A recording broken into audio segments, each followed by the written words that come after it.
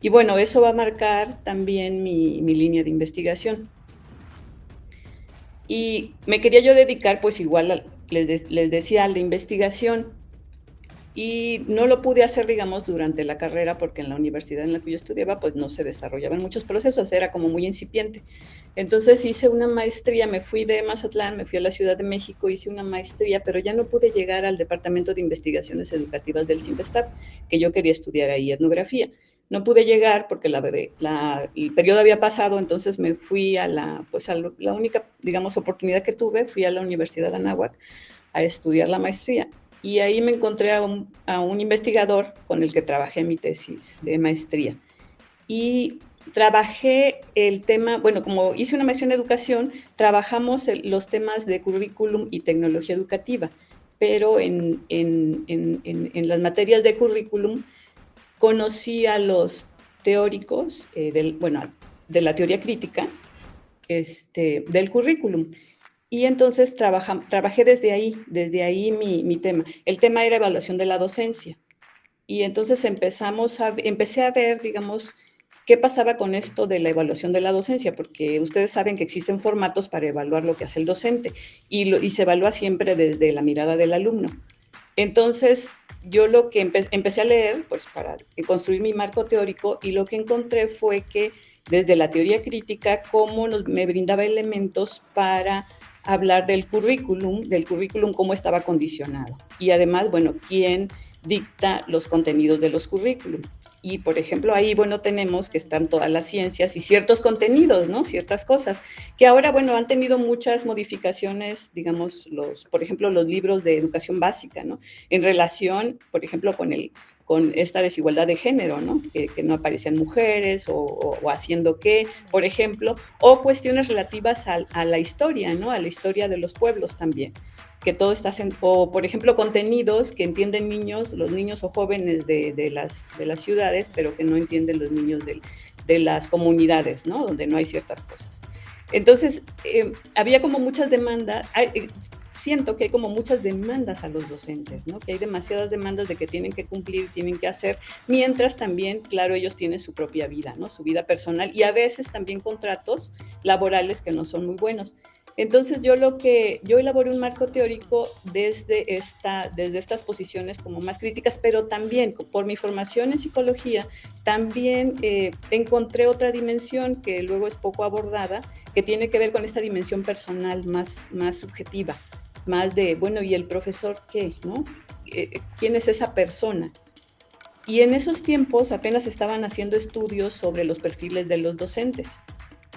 Por ahí la UAM sacó un libro, ¿no? Sobre la diversidad de profesores, digamos, en educación superior, ¿no? Ahora, pues no digamos en básica o en secundaria, en bachillerato, donde pues hay muchísimos profesores, pero además muchos de ellos les llamaban profesores taxi, ¿no? Que van de una escuela a otra, ¿no? Que van de una clase a otra. Entonces también, bueno, hablé también de estas diferencias, de estas condiciones personales que tienen los profesores y además también con pues esta demanda social de que tienes que ser un buen profesor, ¿verdad? De que tienes que cumplir, tienes que entregar en tiempo digamos, las revisiones, ¿no? Tienes que cumplir en tiempo en la entrega de calificaciones, las planeaciones.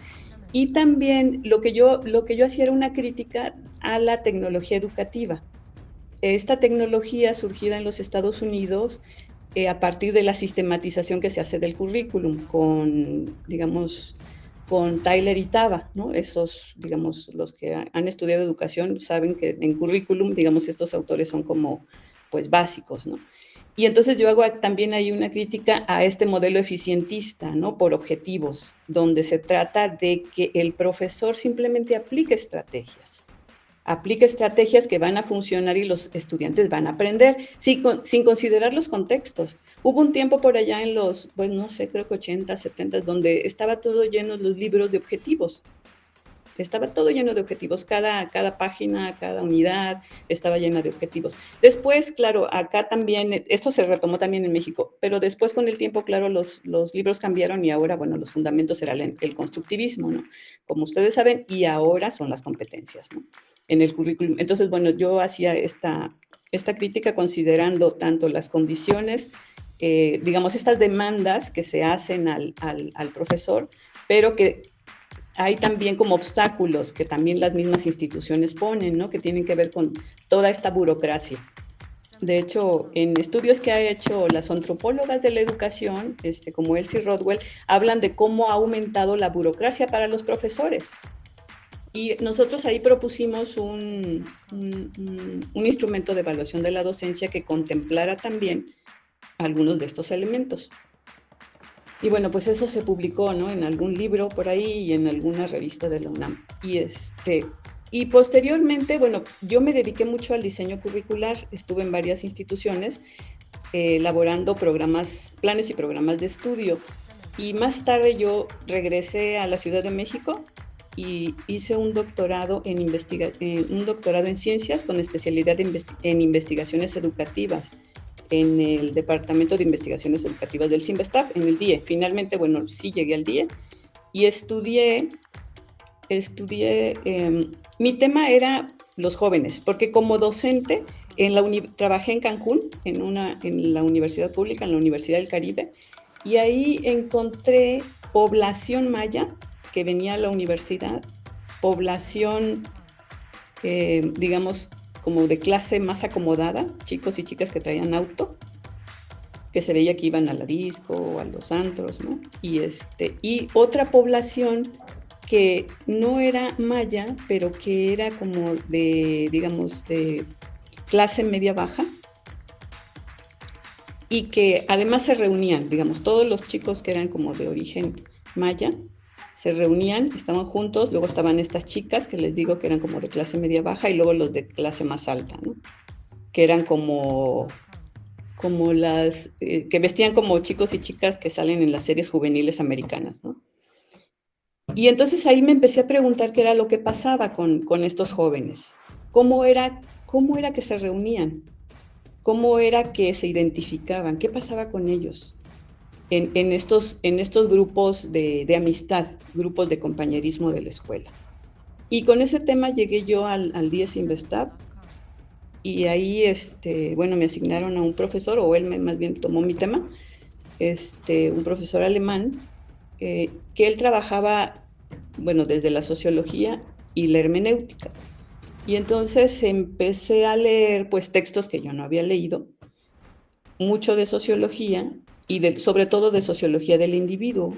Y empezamos a trabajar también, bueno, yo tuve que entrarle también al tema de los estudios de juventud. Todos los estudios de juventud que se estaban haciendo en México y en América Latina, sobre todo, bueno, en Argentina, que era muy fuerte, o es muy fuerte, los estudios, algunos en Colombia, y en México, que hay varios, como les llaman acá, juvenólogos. Entonces, bueno, los conocí a todos ellos. Entonces, les voy a comentar ahora de mi proyecto de investigación en ese tiempo. Entonces, lo ubiqué en la educación media superior. Y en los estudios de juventud lo que había leído era que, que existen muchas juventudes y que el concepto de juventud no existía exactamente, digamos. No existía exactamente. Que el concepto de juventud nace, digamos, que se le empiece a considerar, digamos, a partir de este fenómeno de la música, a partir del rock, digamos, que se dicen, a partir de ese tiempo de los 60, 70, se empieza a construir esta idea de la juventud, porque a partir de la música es que se identifican, digamos, de manera global, hasta donde llegan, digamos, esta música, el rock. Entonces ahí se define un cierto modo.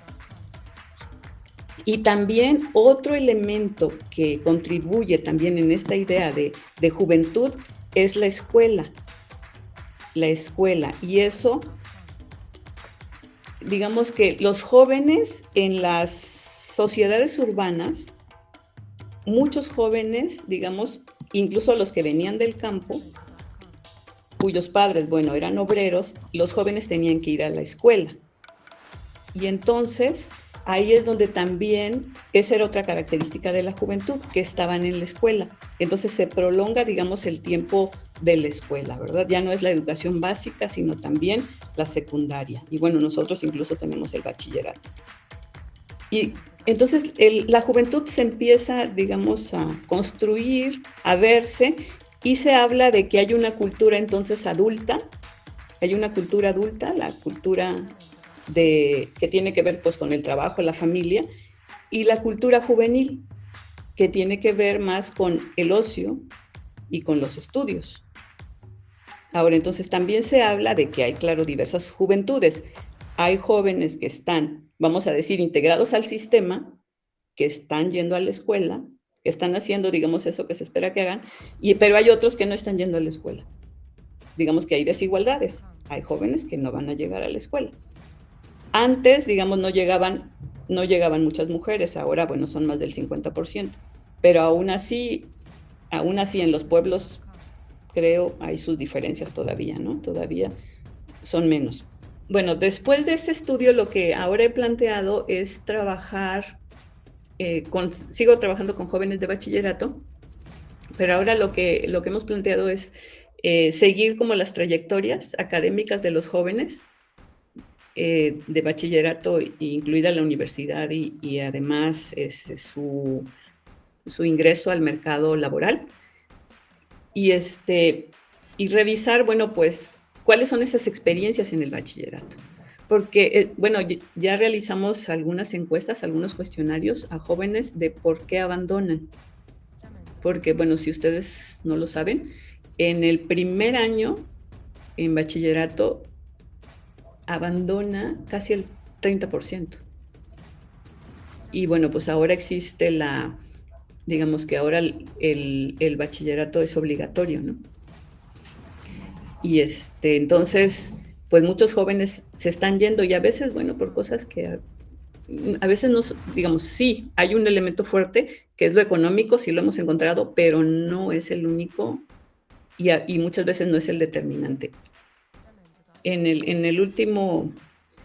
la última investigación que hicimos, hubo varios motivos, pero diferentes motivos para diferentes grupos de jóvenes, diferentes motivos para ciertas mujeres, diferentes motivos para ciertos hombres. Entonces no podemos generalizar y decir que lo económico. Muchos de ellos no dicen que sea lo económico. Y bueno, pues entonces eso es algo de lo que, bueno, otro tema que a mí me interesa también, que trabajo ahora, es el de procesos de escritura. Como, bueno, a raíz de que doy clases en la universidad, en la licenciatura, también trabajo procesos de escritura. Y ahí he estado desarrollando yo un taller de escritura, tanto con tesistas como en el semestre con licenciatura. Y ahí he desarrollado una metodología que le he llamado pues reflexiva y que va como a ras de tierra. Es decir, tomo varias dimensiones y una de ellas, que pocas veces se toma, es la emocional. Tiene que ver con mi formación de psicóloga, entonces trabajo también esa parte del área emocional para trabajar los procesos de escritura de las jóvenes, sobre todo de las chicas. Y sobre eso, bueno, pues he trabajado ya varios semestres y bueno, tengo por ahí algunas publicaciones sobre eso, de qué es lo que sucede, ¿no? Cómo ocurre este asunto de organizar el tiempo de las chicas para trabajar, por ejemplo, que no es cualquier cosa, porque hacen muchas cosas en su casa, no solo en la escuela, sino en su casa, o a veces trabajan. Y también esta idea de creerse de verse como autoras, de ver que pueden escribir sus propias ideas. Y de uno de los talleres de escritura, mis estudiantes escribieron unos artículos y que se publicaron en una revista juvenil de la UAPJO y que está ahí. Costó mucho, pero escribieron diferentes temas que tienen que ver a veces de su interés o de sus propias tesis. Y ahorita también, toda la pandemia, he desarrollado un seminario de tesis todos los martes y los jóvenes, ya 3 chicas terminaron también su tesis. Entonces, realmente es un esfuerzo, o sea, que puedan escribir la tesis para ellas, pues. Y lo que han dicho es que el grupo ayuda. Y bueno, eso ya lo sabía, claro, pero ahora ellas se han dado cuenta, digamos.